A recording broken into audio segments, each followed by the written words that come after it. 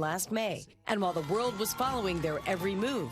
It's really an inspiring place to be able to be, and the first place for us as a family on a trip like this to bring our baby. I tell you what, he clearly loves Africa as well because he was looking out the window. He found his voice now. He's bouncing up and down. He's making more noise than he's ever made before. And he's smiling the whole time. We thought he was happy before. He is the happiest here. Just so chatty the past 2 days. British ITV cameras were granted special access to the new mom and dad. Meghan opened up to Tom Bradby about motherhood. Hello. How are you? You okay? Yes. Okay. It's a lot with a 5-month-old. Okay. Well, I was going to say tiring. Well, life is, right? Life is but I think tiring. any mom Parenthood can relate is to tiring. that. Yes, yeah, yes, it is. But he's doing really well. He's been sleeping really well, yeah. The littlest royal made his debut in Cape Town, babbling happily as the Duke and Duchess introduced him to one of South Africa's most revered icons and human rights activists, Archbishop Desmond Tutu. Greeted with open arms and lots of smiles by Tutu and his daughter Thandika. Tutu, a recipient of the Nobel Peace Prize for his tireless efforts battling injustice and inequality. He's widely respected in ending apartheid, the racial segregation in South Africa in the 90s. We will be free!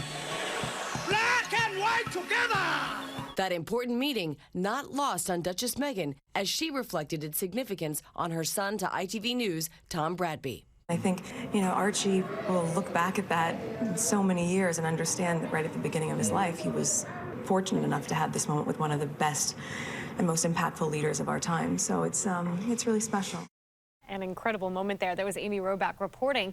Meanwhile, Prince Harry is opening up about tensions with his older brother, Prince William. Harry said that the two are on different paths, adding that they don't see each other as much as they used to. Harry added that he loves his brother dearly and that they will always be there for each other. There has been speculation of a feud between the princes and perhaps their wives as well, Meghan, Duchess of Sussex, and Kate, the Duchess of Cambridge, for months. But he's assuring the public that everyone is still very close. I want to see everybody get along, Absolutely. All right, so here we are on the eve of what will be an amazing several days around the DMV, even though the games are not home for tomorrow and Wednesday. This is watch parties, These are important games. Yeah. And watch parties, if you're going to the park or if you're going to a restaurant or a bar, need to know about the weather and what type of red shirt or jacket you need to wear. This is what it looks like right now from our camera atop the Mandarin. A little bit of autumn color change out there, but not quite its peak over downtown, at least not yet. Skylab 7 shows a beautiful, beautiful sunrise earlier this morning, Bluemont, Virginia, and now clouds are beginning to break apart with glimmers of blue sky across the area and more blue sky over toward Georgetown and Roslyn. This is our camera from atop the Watergate Hotel. 62 Upper Marlboro, looking at 63 at Reagan National, only in the middle 50s at Winchester. Stormwatch 7 satellite and radar, all dry and clouds beginning to break. No rain in the forecast, at least not for today, but head off toward the south and west of us. This is where they had those powerful storms that moved through Dallas during the overnight.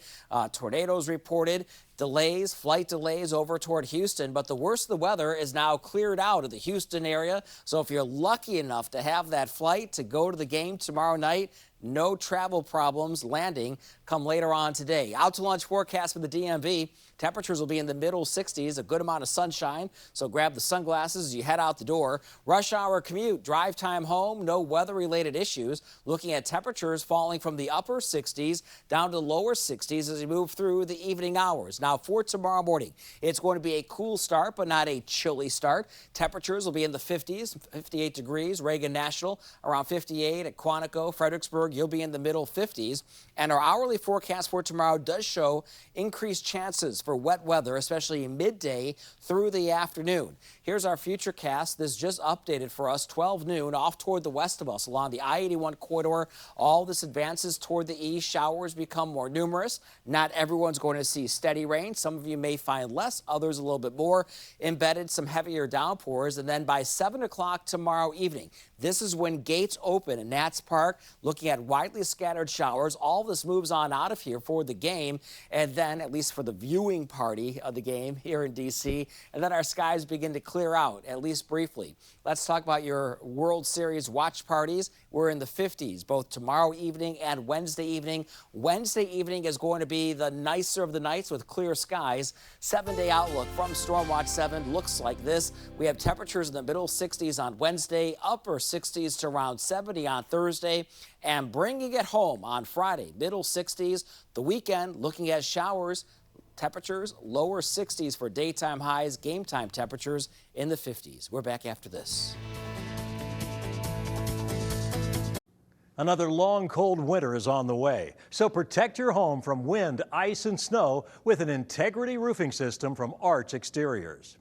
Call today during our double bonus sale. Receive half off labor on a complete roofing system with 0% interest for 12 months. Call during the noon hour to double your bonus. Receive a $200